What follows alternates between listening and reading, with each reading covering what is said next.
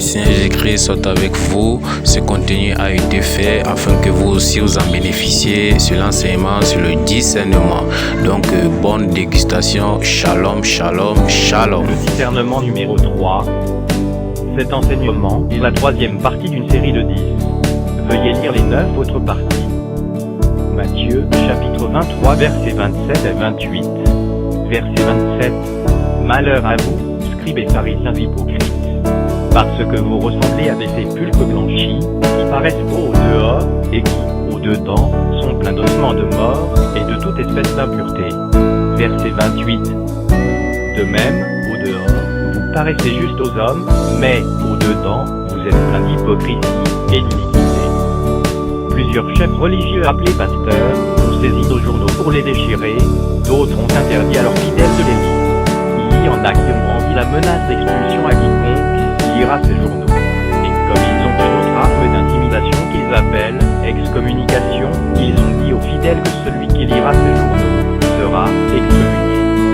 Voilà comment vous reconnaissez les pasteurs des mondes. Si vous avez quelques doutes là-dessus, posez-vous cette question: qu'y a-t-il de si grave dans ces journaux que les chrétiens ne peuvent pas lire et juger par rapport à la Bible? D'autres encore ont menacé les fidèles, leur promettant de placer, sous discipline, quiconque lira ces journaux. Voilà comment les gourous des sectes sataniques tiennent les gens captifs, sous prétexte qu'ils sont en train de les protéger. Ils ont le même langage satanique, vous les entendrez dire qu'ils protègent leurs membres. Les membres du corps de Christ sont devenus les membres de ces démons. Au lieu de dire qu'ils veillent sur leurs recettes des dîmes et offrandes, ces hypocrites disent qu'ils veillent sur les brebis. Il y a eu des églises dans lesquelles nous avons distribué ces journaux, et après nous, ces pasteurs démons ont dit aux fidèles de ramener tous ces journaux pour être déchirés. D'autres, encore qui ont trouvé un peu risqué de récupérer ce que les fidèles avaient déjà, ont plutôt collecté le restant qu'il y avait à distribuer pour le détruire. Voilà comment vous reconnaissez les démons. Et si vous doutez un seul instant qu'ils soient des démons, demandez-leur quel esprit les anime pour qu'ils versent ces enseignements que vous appréciez tant dans la poubelle. Demandez-leur de vous montrer ce qui est bibliquement faux dans ces enseignements, pour que la seule solution soit de les détruire au plus vite. Un autre démon plus ailé encore ne s'est pas limité à interdire la lecture de ces enseignements à ses fidèles, il s'est aussi engagé à faire le tour de tout un grand quartier, pour frapper à chaque porte, récupérer des habitants tous les journaux qu'ils avaient reçus, parce qu'il avait appris que les journaux avaient été distribués dans ce quartier. Et son problème était que dans ces journaux, il est dit qu'il faut se faire baptiser, alors que lui, grand pasteur d'une église pentecôtiste, ne croyait pas au baptême. Il y en a d'autres encore, qui se sont montrés un peu plus astucieux, et qui ont interdit aux fidèles de lire ces journaux, en leur disant que ces enseignements sont destinés seulement aux anciens. Regardez jusqu'à quel point les démons sont acharnés contre la vérité. Quand on n'avait pas de discernement, on se demandait, mais quel genre de pasteur peut être contre la vérité à ce point, puisqu'on a toujours cru qu'ils étaient des vrais pasteurs. On n'a jamais imaginé qu'il y avait des pasteurs semences de Satan, pourtant ce sont eux les plus nombreux. Je bénis le Seigneur parce qu'il nous ouvre enfin les yeux. Ces démons ont des titres dans des églises, des titres de pasteurs, évangélistes, docteurs, prophètes, apôtres, etc. Même leur compagnon Judas Iscariote, une autre semence de Satan, avait le titre d'apôtre. Ce n'est donc pas étonnant. Vous les verrez se déplacer sur des kilomètres, aller de ville en ville, juste pour empêcher les gens d'écouter la vérité. Très souvent, quand je dois voyager quelque part, il y en a qui y vont avant moi, sensibiliser les gens contre les messages que je vais prêcher. D'autres s'organisent plutôt à être là pendant que j'enseigne, pour me contredire, et empêcher les enfants de Dieu d'écouter le message. Et d'autres, encore, chaque fois qu'ils apprennent que je vais tenir des séminaires, ou des conférences quelque part, ils planifient rapidement un autre événement pendant la même période, pour distraire les gens, et les empêcher d'y assister. Tous les mensonges et les calomnies possibles sont dits contre nous, pour convaincre les gens, et les empêcher d'écouter la vérité. Et tous les pièges possibles nous attendent, partout où nous passons. Ce que nous vivons aujourd'hui, c'est ce que nos premiers frères ont vécu avant nous. Si vous voulez le comprendre, lisez entièrement les passages d'Actes chapitre 17, versets 1 à 13, et Actes chapitre 23. Actes chapitre 17, versets 1 à 13. Verset 1. Paul et Silas passèrent par Amphipolis et Apollonie, Et ils arrivèrent à Thessalonique, où les Juifs avaient une synagogue. Verset 2. Paul y entra, selon sa coutume. Pendant 3 sabbats, il discuta avec eux, d'après les Écritures. Verset 3. Expliquant et établissant que le Christ devait souffrir et ressusciter des morts. Et Jésus que je vous annonce, disait-il, c'est lui qui est le Christ. Verset 4.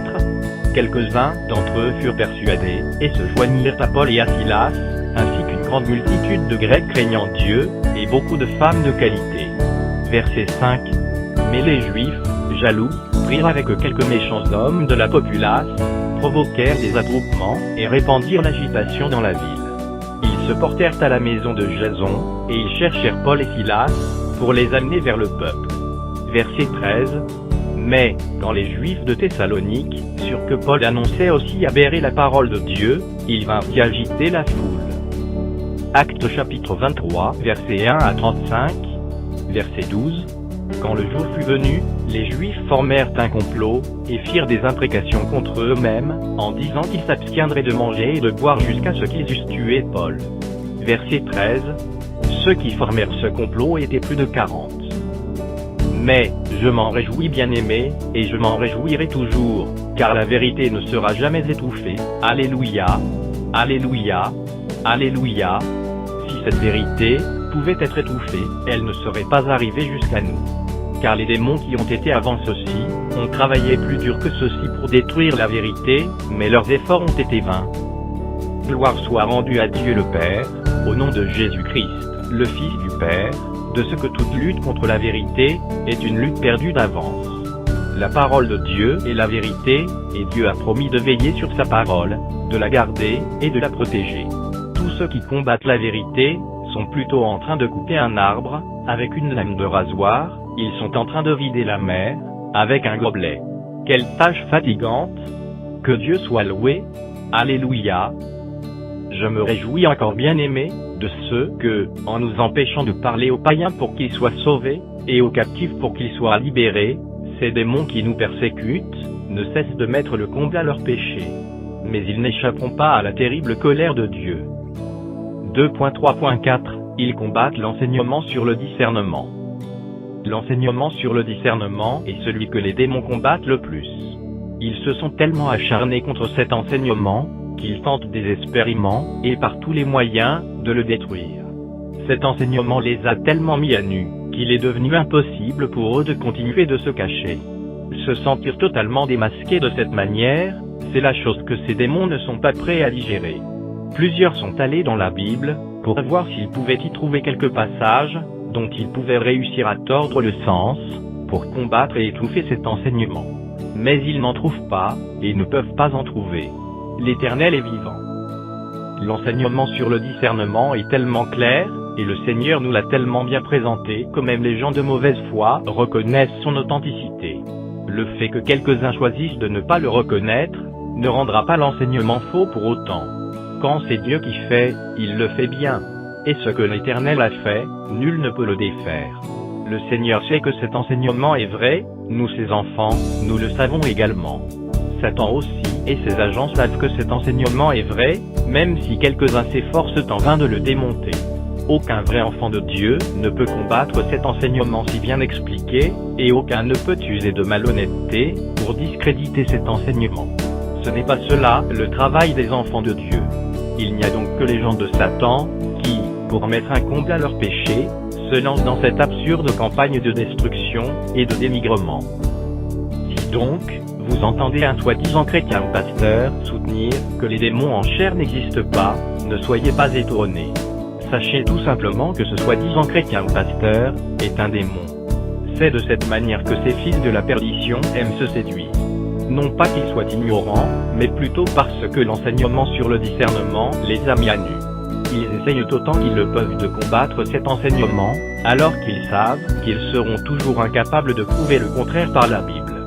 Ils espèrent qu'en combattant l'enseignement, et en démontrant que les démons en chair n'existent pas, ils pourront se cacher, ou même brouiller les idées des gens, par rapport à ce qu'on connaît déjà d'eux.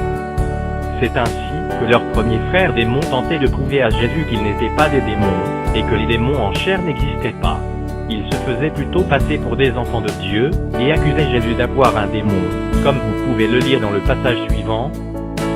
Jean, chapitre 8, versets 38 à 44, et verset 48. Verset 38. Je dis ce que j'ai vu chez mon Père. Et vous, vous faites ce que vous avez entendu de la part de votre Père. Verset 39. Ils lui répondirent, notre Père, c'est Abraham. Jésus leur dit, si vous étiez enfants d'Abraham, vous feriez les œuvres d'Abraham. Verset 40. Mais maintenant, vous cherchez à me faire mourir, moi qui vous ai dit la vérité que j'ai entendue de Dieu. Cela, Abraham ne l'a point fait. Verset 41. Vous faites les œuvres de votre Père. Ils lui dirent, nous ne sommes pas des enfants illégitimes. Nous avons un seul Père, Dieu. Verset 42. Jésus leur dit, si Dieu était votre Père, vous m'aimeriez, car c'est de Dieu que je suis sorti et que je viens. Je ne suis pas venu de moi-même, mais c'est lui qui m'a envoyé. Verset 43. Pourquoi ne comprenez-vous pas mon langage? Parce que vous ne pouvez écouter ma parole. Verset 44. Vous avez pour père le diable, et vous voulez accomplir les désirs de votre père. Il a été meurtrier dès le commencement, et il ne se tient pas dans la vérité, parce qu'il n'y a pas de vérité en lui. Lorsqu'il profère le mensonge, il parle de son propre fond, car il est menteur, et le père du mensonge. Verset 48. Les Juifs lui répondirent, n'avons-nous pas raison de dire que tu es un Samaritain, et que tu es un démon? Retenez donc, bien-aimés, que tous ces soi-disant pasteurs ou chrétiens qui tentent de prouver que les démons en chair n'existent pas, sont des démons. Ils savent très bien que les démons en chair existent. Ils reconnaissent que l'enseignement sur le discernement est tellement clair que nul, par la Bible, ne peut prouver le contraire. Mais ils sont embarrassés lorsqu'ils se retrouvent incapables de cacher leurs fruits. Et comme les chrétiens arrivent à les reconnaître plus facilement maintenant, avec les éléments de discernement que le Seigneur nous a donnés, ces démons tentent de brouiller les cartes. Ils tentent de semer la confusion dans tout ce que nous avons reçu. Ils pensent qu'ils peuvent réussir à faire croire aux gens que cet enseignement est faux. Mais comme le Seigneur est vivant, chaque fois que ces démons tentent de prouver que l'enseignement sur le discernement est faux, ils se retrouvent plutôt en train de confirmer que cet enseignement est vrai. Tous les arguments qu'ils tentent d'utiliser pour nous confondre, les confondent davantage, et prouvent que le Seigneur a vraiment parlé, à travers nous. Alléluia! N'oubliez pas que les démons ont toujours combattu la vérité, et ont toujours essayé de détruire, ou d'annuler la parole de Dieu. Mais depuis des milliers d'années, ils en ont été incapables. Et comme Satan ne se décourage jamais, lui et ses agents continuent le même travail. Soyez-en rassurés, c'est peine perdue. Aucun démon ne réussira jamais à détruire la vérité. La lutte contre la vérité est une lutte perdue d'avance. C'est aussi en cela que nous reconnaissons que notre Dieu est le seul vrai Dieu. Alléluia! L'un de ces démons, pour tenter de prouver que les démons en chair n'existent pas, a même déclaré que Judas Iscariote s'était repenti, en parlant de repentance dans le sens du salut. Quand les gens lui ont demandé comment il pouvait dire de telles grossièretés, il a répondu en disant que dans Matthieu chapitre 27 verset 3, il est dit que Judas s'était repenti, ou en d'autres termes, que Judas avait été pris de remords lorsque Jésus avait été condamné. Ce que ce serpent oublie, c'est que, après ce qu'il appelle repentance de Judas dans le verset 3, ce même Judas est allé se pendre, dans le verset 5. Voilà jusqu'où vont les démons pour tenter de nous contredire. Si le mot « repentir » ou l'expression « être pris de remords » dont il est question dans le verset 3 voulait dire repentance dans le sens du salut, Judas ne se serait pas suicidé. Or nous savons tous que Judas s'était pendu. Mais ce serpent déclare que Judas s'était repenti, c'est-à-dire qu'il est sauvé. Il veut par là vous dire que tous ceux qui se pendent, ou qui se suicident, vont au ciel, ou que quelqu'un peut se pendre ou se suicider, et aller quand même au ciel. Le degré d'idiotie de ces démons est pathologique. Un autre démon, toujours pour tenter de prouver que les démons en chair n'existent pas, a déclaré que, si Satan avait la puissance de faire naître des démons en chair sur la terre, l'on devrait alors en déduire que Dieu est vraiment vicieux et cruel, et s'amuse à nous faire naître sur une terre infestée de démons en chair, pour voir ensuite qui s'en sortirait. Quand ces serpents veulent blasphémer, ils font semblant de ne pas savoir ce qu'ils font. Car ce démon s'en prend au Seigneur ici, et tente de vous dire que Dieu est vicieux et cruel, parce qu'il nous fait naître sur une terre infestée de démons en chair. Jésus nous dit dans Luc chapitre 10 verset 3, « Voici, je vous envoie, comme des agneaux au milieu des loups. » Et ce serpent, qui fait semblant de ne pas savoir que Jésus nous a expressément envoyés sur une terre remplie de loups et de serpents, dit que Dieu est vraiment vicieux et cruel, pour avoir fait cela. Ne vous étonnez pas de ce que ces démons blasphèment si aisément. C'est parce qu'ils savent qu'ils n'ont rien à perdre. Ne les imitez surtout pas. Ce même démon va jusqu'à dire que la bonne semence, c'est la parole de Dieu. Ceux qui la reçoivent deviennent enfants de Dieu, ils deviennent donc des fils de Dieu ou semences de Dieu. Quand Jésus nous dit que la bonne semence, ce sont les fils du royaume. Maintenant à vous de juger, qui du Seigneur Jésus ou de ce démon connaît le mieux. Ce serpent continue en disant que nous sommes tous délivrés à la naissance, et c'est en cours de chemin que certains acceptent l'évangile et deviennent le blé. Pour lui, le fait que j'ai dit que l'ivraie ne peut pas devenir le blé, est une preuve que mon enseignement est faux. Je vous ai dit plus haut, bien-aimés, que chaque fois que ces démons tentent de prouver que l'enseignement sur le discernement est faux, ils se retrouvent plutôt en train de confirmer que cet enseignement est vrai. Tous les arguments qu'ils utilisent pour tenter de nous confondre, les exposent davantage. Dire que nous sommes tous délivrés à notre naissance, c'est juste une autre idiotie. Le Seigneur Jésus dit qu'il n'a semé que le blé dans son champ, et que c'est l'ennemi qui est venu pendant la nuit, semer l'ivraie. Ce fils du malin affirme que l'ivraie peut devenir le blé. Si l'ivraie pouvait vraiment se changer en blé, Dieu aurait changé cette ivraie en blé, au lieu de dire à ses serviteurs de laisser croître ensemble l'ivraie et le blé, jusqu'à la moisson, pour qu'à l'époque de la moisson, l'ivraie soit arrachée, liée en gerbe pour être brûlée. Lisez encore bien cette parabole de l'ivraie dans Matthieu, chapitre 13 versets 24 à 43, et vous verrez jusqu'à quel point ces démons, qui se croient aussi sages que nous, sont idiots. 2.3.5 Ils blasphèment contre le Saint-Esprit. La mission des démons en chair dans le monde en général, et dans l'Église en particulier, est de tout faire pour que personne ne rentre au ciel. Ces serpents font donc tout ce qu'ils peuvent, soit pour empêcher les gens de croire en Jésus-Christ, soit pour détourner de Jésus-Christ ceux qui ont déjà cru. C'est ainsi qu'ils fabriquent tout genre de mensonges, et de calomnies mensongères contre la saine doctrine, et contre les vrais serviteurs de Dieu qui enseignent la saine doctrine. Ces démons ne se lancent pas dans ce genre de méchanceté par ignorance, ou par faiblesse. Ils le font consciemment, et volontairement, dans le but de détourner les gens de Jésus-Christ, le seul vrai Dieu et le seul vrai Sauveur, pour les conduire avec eux en enfer. Vu la difficulté de compréhension que plusieurs enfants de Dieu éprouvent par rapport à l'enseignement du blasphème contre le Saint-Esprit, j'ai jugé mieux de le traiter de manière complète dans un enseignement à part, intitulé « Le blasphème contre le Saint-Esprit », que vous trouverez sur le site www.mcreveil.org. Je vous le recommande. 2.4 Les autres fruits. Pour connaître les autres fruits, nous étudierons 1 Corinthiens chapitre 13, Jude, Romains chapitre 16, versets 17 à 18, Tite, chapitre 3 versets 10 à 11, 2 Pierre chapitre 2, 1 Roi chapitre 18, et 1 Roi chapitre 22. 2.4.1 Étude de 1 Corinthiens chapitre 13, verset 1. Quand je parlerai les langues des hommes, et des anges, si je n'ai pas l'amour, je suis un airain qui résonne, ou une cymbale qui retentit. Verset 2. Et quand j'aurai le don de prophétie, la science de tous les mystères et toute la connaissance, quand j'aurai même toute la foi jusqu'à transporter des montagnes, si je n'ai pas l'amour, je ne suis rien. Verset 3. Et quand je distribuerai tous mes biens pour la nourriture des pauvres, quand je livrerai même mon corps pour être brûlé, si je n'ai pas l'amour, cela ne me sert de rien. Dans les versets 1 à 3, le Seigneur attire notre attention sur le fait que manifester quelques dons ne signifie nullement que l'on est de la semence de Dieu. Ce n'est pas le nombre de dons que nous manifestons qui font de nous des enfants de Dieu, c'est plutôt le fruit de Dieu en nous qui prouve que nous sommes de la semence de Dieu. Beaucoup d'enfants du diable manifestent des dons, et c'est cela qui trompe les enfants de Dieu.